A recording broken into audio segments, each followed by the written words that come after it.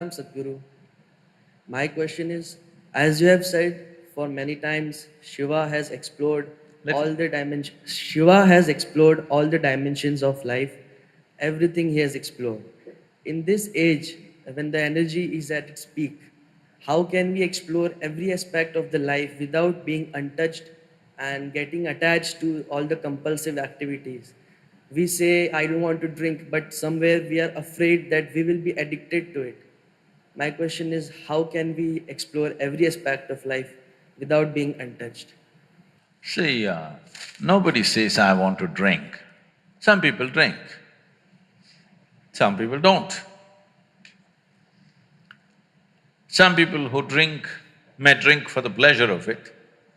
Some people who drink may drink because they want to drown something within themselves.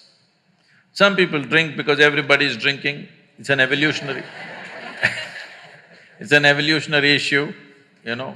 When we were monkeys, if one did this, everybody did this. And some people don't drink because they think it's morally wrong. Some people don't drink because they're afraid their parents and society what they will say. Some people don't drink because they found something better within themselves. They found something far better than a drink, so it never arose in their mind that they have to drink because they're doing wonderfully by themselves. They don't need any chemical help from outside. So these are different ways. If you want to explore life, because you can only explore life, you cannot explore art, you cannot explore spirituality, you cannot explore something. You can only explore life, yes? Well, you may look at it from a certain perspective. Somebody may look at it in an artistic way, in an aesthetic way, in a musical way, in a spiritual way, but essentially we're exploring life. Even if you are looking at inanimate things, you're only exploring life because nothing happens outside of you. Everything that happens only within you, isn't it? Do you see me right now, even if you're not hearing? Even if you're not listening, are you able to see me? Can you use your one hand and point out where I am? You got it wrong. This light is falling upon me, reflecting, going through your lenses, inverted image in the retina, you know the whole thing. You know the whole story, right? Where do you see me now? Within yourself. Where do you hear me right now? Within yourself. Where have you seen the whole world? Within yourself. Anything that ever happened to you, joy or misery, light or darkness, pain or pleasure, happened only within you, isn't it so? Did you ever experience anything outside of you? Did you? So the only thing that you're experiencing is life. You may think this is color, you may think this is sound, you may think this is something else. No. In your experience, you're only experiencing the way different things imprint upon your life. That's the only way you can experience it, there is no other means of experience for you. So essentially, you're only exploring life because nothing else you have access to, yes? Right now I may think I'm looking at this person, but no, I am only looking at the image that happens in my mind, isn't it so?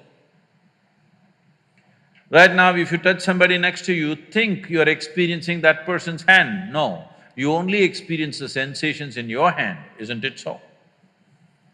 So your entire experience of life is absolutely within you. That means you are capable of experiencing only this one life. So is it a trap that you can only experience this? No.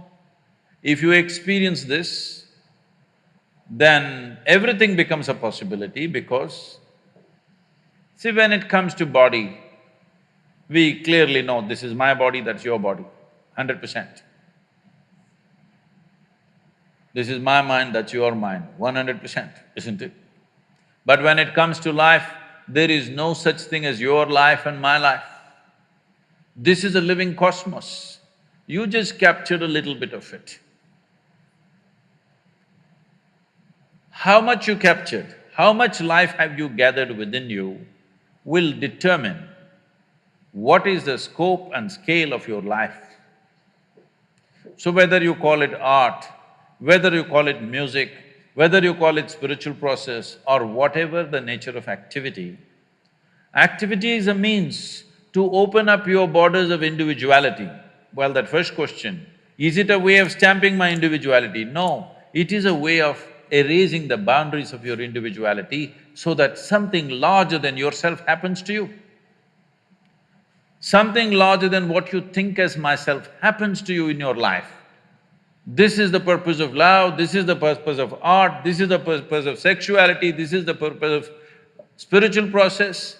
Essentially, that something larger than myself must happen to me, because only if this happens, I feel trapped inside this. Yes or no? You interpret this in many different ways, but essentially what you're looking for is, you want to somehow go beyond the limitations of your own boundaries. The word yoga, you've heard of the word yoga? Hello? The word yoga means people think twisting and turning is not yoga. The word yoga means union. Union means if you sit here, there is you and the universe. If you sit here tightly fixed with your boundaries, it is you versus the universe. You versus universe is a stupid competition. Hello? Those of you who are like this all the time, it's an absolutely idiotic competition between you and the universe. If you have any sense, you don't compete with the universe, because you're a small speck in this universe. How do you compete? This is what individuality means. Individuality means you are head-on with the universe. Yoga means you obliterated the boundaries of your individuality. The distinction between what is you and what is the universe has gone down considerably. If you sit here, what is you and what is everything else is about the same in your experience. If this happens to you, then you will see there is no such thing as my life and your life. There is just one big life happening. This experience is needed. A tremendous experience is needed within you if you want to create something fantastic. If you want to create something brilliant, something unique, something truly of some significance, you need an experience. But this is not if you find me too prejudiced, please tell me. I will tell you why I am prejudiced. The influence of European art on the rest of the world is disproportionately large. There is no joy in the art. The more miserable it is, the more profound it is supposed to be. It should look grotesque because this became a European trait that in their own thought, they thought their thought is so supreme, they went to the point of saying, I think so, I exist. I want to ask you a simple question. Is it because you think you exist or because you exist you may think? Which way is it, please? Huh? Because you exist you may think. Because most people are in such a state of mental diarrhea, they think thought is a continuous process. No, life is an ongoing process. Thought should happen consciously, isn't it? Now I'm here, I exist. Now my hand moves when I want. Suppose this hand all the time it's jumping around like this, you will think I have an ailment. And definitely you can't be an artist with a jumping hand. Right now, this is the state of most minds. They're always jumping all over the place. And they think it's normal. It's not normal. But Sadhguru, everybody is like this only. Well, that's how it is in asylum. Everybody will be like that only. Only the doctor will be crazy. Rest will be like that only, isn't it? So, it's important that there is an experience of exuberance, joy, profoundness. But right now in the world, a whole lot of people think only in misery you can be profound. Because it is true that for most people, their pain is the most profound experience of their life. To know profoundness of joy, to know profoundness of love, to know profoundness of exuberance and intensity of life, it takes something more. But if we just stick a pin into you, just a pin, not a sword, just a pin, the pain goes to the core, isn't it? Hello? Just a little pin, 1 inch pin, if I stick it, so deep. So pain becomes profound much more easily. So a lot of people think pain is the source of profoundness. This has to change. Indian art and the rest of the world must get liberated from the European art forms because it comes from deep states of misery, very deep states of misery. Suffering has been celebrated.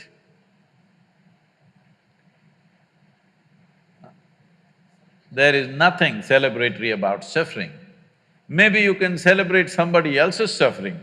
There's nothing celebratory about your own suffering, isn't it? Please. So how Shiva… You still with him only? how Shiva explored his life, the different dimensions, I wanted to ask that also. That's what I said just now without mentioning his name, but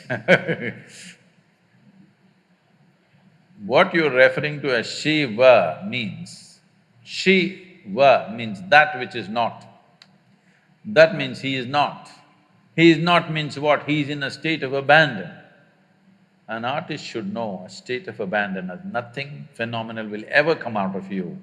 If you're doing it self-consciously, if I paint this, how much money will I get? Then you must be a street-side caricature artist. If you want to produce something fantastic, what you consider as myself should go, at least for moments. If not continuously, at least for moments it must go. Shiva means that's what it means. He's not. He's simply not. He's in a state of exuberance.